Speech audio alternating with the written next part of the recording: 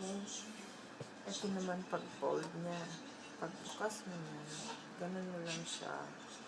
Ganun. Fold siyang pag ganun. Yan.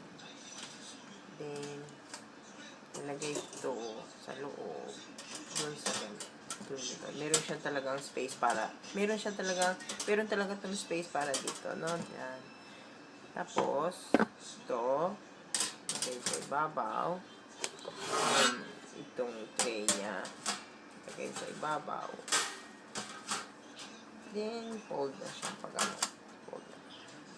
Okay?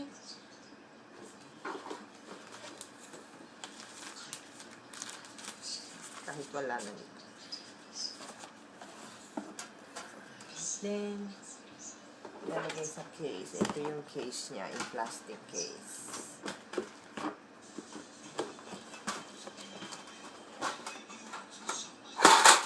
Okay. Okay na. Gusto naman